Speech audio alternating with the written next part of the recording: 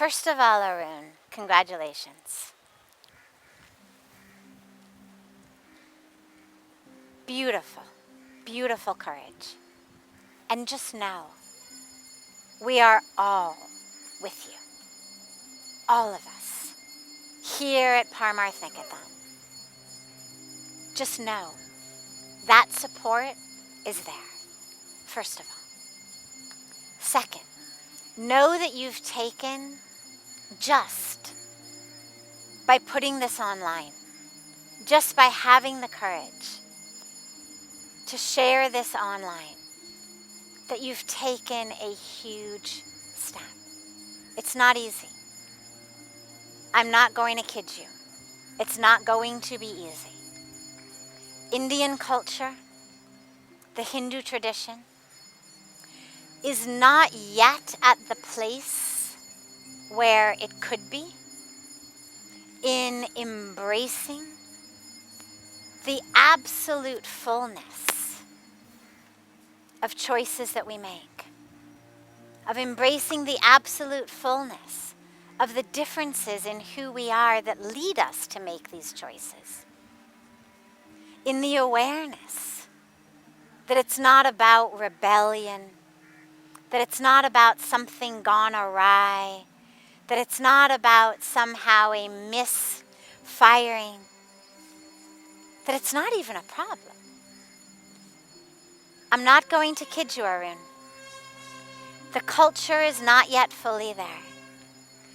But we're moving. We're moving. And it's going to feel slow. I know that. But what I want you to know is that there is already a growing and strengthening community, even within the Hindu community, even within the community in India, that understands that when we say God is in all, when we say the divine pervades all, when we say the world is one family, that includes not only all races, all colors, all religions, all castes, but that it also includes all sexual orientations. We're moving there. Again, slowly, but we are moving there. And for you, you've taken, as I said, a very courageous step. Stay strong, not rigid. Don't shut down your heart. But keep that heart open. Think about a tree. The trees that are able to move gently in the storm are the trees that withstand the storm. The trees that are absolutely unmovable, rigid, stubborn, are the trees that come down.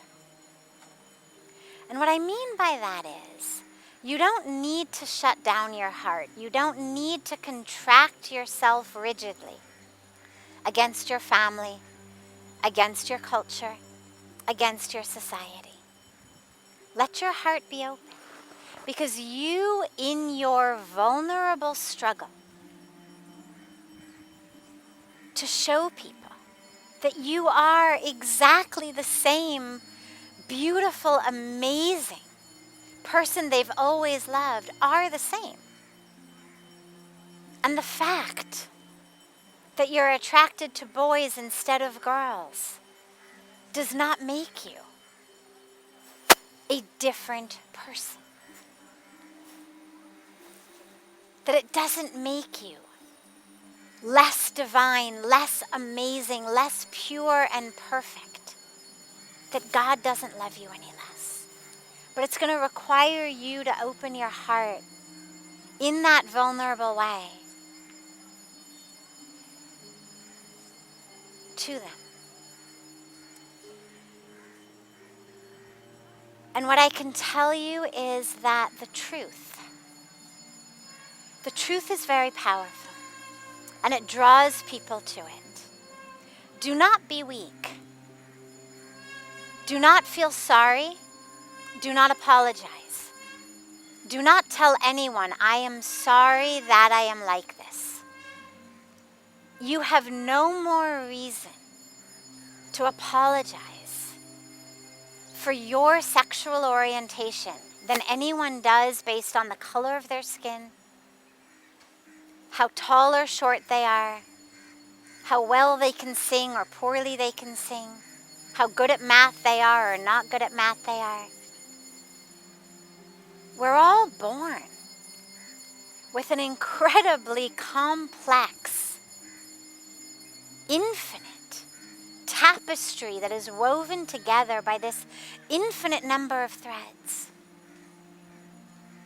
One of the threads is your sexual orientation. And that thread is a part of the perfect, divine, whole, pure, complete being you are. So don't apologize, ever. Stay grounded, stay strong, but also have compassion and understanding that not everyone understands. In fact, chances are, I don't know exactly where you live, but there may be more people who don't understand than people who do. And that's okay. Be compassionate with them. Help them understand. And know that the love that people feel for you, if it's real, which in most cases it is, will stay with you. Lastly, though, I want to just help you understand something. The reason in this culture, or one of the reasons rather, I should say, that in this culture there is what we could speak of as a narrow-mindedness toward homosexuality is not from a narrow-mindedness of mind, as it may seem. It's from the fact that the Hindu tradition is a tradition, remember, that is rooted ultimately in the idea that the highest purpose of life is to go beyond the calls of the body, right? We fast. We stay awake all night. We stand on one leg. So many of the religious and spiritual tapasya that we do, the sadhana that we do, is to remind us, to teach us, I'm not the call of my body.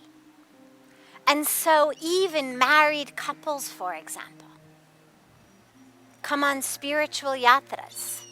They are abstinent. Doesn't mean they'll never have sex again, but it means during this time, they observe abstinence.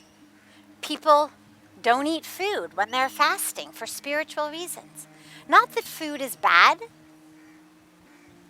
but just to teach us, I'm not the calls of my body.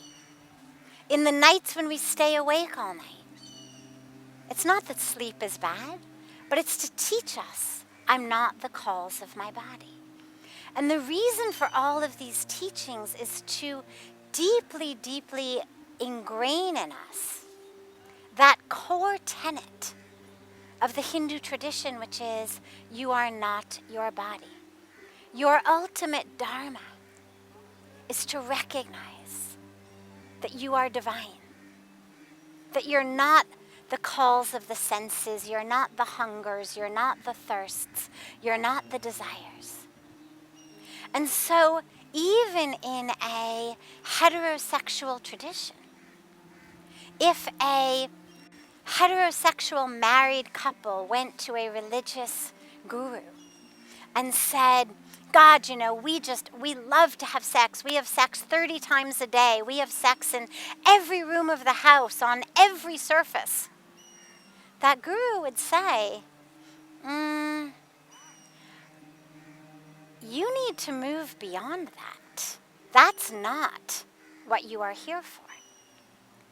In the same way, when we go through the ashrams of life, right? brahmacharya ashram phase, then the grihastha ashram phase, householder, then moving into vanprastha ashram phase and ultimately sannyasa ashram phase. What does it mean? Even for heterosexual married people, once you've had children, you're supposed to move beyond those calls of the body. So the core teaching is the purpose of sex is to make babies.